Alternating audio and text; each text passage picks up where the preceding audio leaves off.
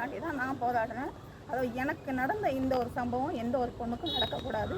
அதாவது மத்திய மாவட்டத்தில் ஒரு சில பிரச்சனைகள் நடந்துக்கிட்டு இருக்கு. அது மாவட்டத்திட்ட நாங்கள் எடுத்துகிட்டு போனால் அவர் அதை காது கொடுத்து கேட்கல.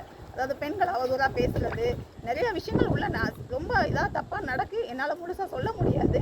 அதே மாதிரி ஒரு மாவட்ட செயலாளர் வந்து ஒரு தப்பான பசனை கூட வச்சுக்கிட்டு அவருக்கு சப்போர்ட் பண்ணிக்கிட்டு இருக்க பசனை எல்லாத்தையுமே வெளியில் எடுத்துக்கிட்டு இருக்காரு.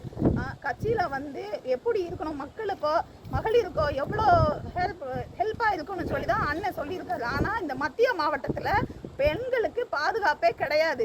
அதை வந்து நம்ம மாவட்டத்தில் சொன்னால் அதை புறக்கணிச்சிக்கிட்டு அந்த ராபின்ற ஒரு பர்சனுக்காண்டி சப்போர்ட் பண்ணி அவன் கூட இருக்க ஒரு 4 பேருக்கும் ஒரு 2 லேடிக்கும் மட்டுமே நம்ம ராஜபிரகாஷ் அவர்கள் சப்போர்ட் பண்ணிக்கிட்டு இருக்காரு. இதை வந்து நான் நிறைய வாட்டி மாவட்ட செயலாளர் ராஜபிரகாஷ் கிட்ட நான் சொல்ல முயற்சிக்க போது அவங்க கிட்ட நான் பேச விரும்பலை, நான் அவங்கள அவாய்ட் பண்ணுறேன், அவங்க கட்சியிலே விட்டு நான் தூக்குறேன். அதாவது ராபின் சொன்னால் மட்டும்தான் நான் கட்சியில் சேர்த்துப்பேன், இனிமேல் அவங்க கட்சியில் கிடையாது. ஆக மட்டும் நான் 1 வருஷமாக பயணிச்சுக்கிட்டு வரேன், எல்லாமே ரெக்கார்டு என்கிட்ட இருக்குது. அவங்க கட்சியிலே இல்லை, அதனால என்னை பொய் சொல்கிறாங்கன்ற மாதிரி என்னை ரொம்ப அவதூறாக அசிங்கசியமாக பேசிட்டாங்க. இதை நான் சொல்ல வந்தால் யாருமே காது கொடுத்து கேட்கல. அதனால இன்றைக்கி நான் மன உளைச்சல், ரொம்ப மன உளைச்சலால் நான் வந்து ஒரு சின்ன தள்ளுவண்டி கடை வச்சு ஒரு டிஃபன் கடை தான் ஆரம்பிச்சிருக்கேன். எனக்கே ஒரு சராசரியான மனுஷி, எனக்கே இந்த ஒரு நிலைமைனா என்னைய மாதிரி பாதிக்கப்பட்ட பெண்களுக்கு யார் வந்து கேட்பா? என்னைய மாதிரி பெண்கள் நிறைய பாதிக்கப்பட்டிருக்காங்க. ஆனால் இன்றைக்கி நான் வெளியில் வந்திருக்கேன், அவங்க வெளியில் வரலை.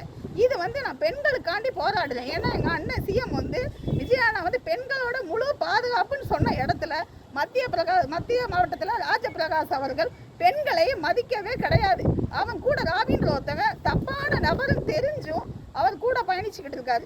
எனக்கு வந்து மத்திய மாவட்டம் நல்லபடியாக அண்ணனோட வளர்ச்சியை வாழணும், இவங்க வந்து வாழ விட மாட்டாங்க. அதுக்கு நீங்கள் சிஎம் வரைக்கும் போய் எனக்கு இதை மாற்றி கொடுக்கணும். இன்னொரு மாவட்டத்தை கொண்டு வந்து விட்டு அவர் நல்லபடியாக இந்த மத்திய மாவட்டத்தை நல்லபடியாக கொண்டுட்டு வரணும். எனக்கு அதுதான் வேணும்.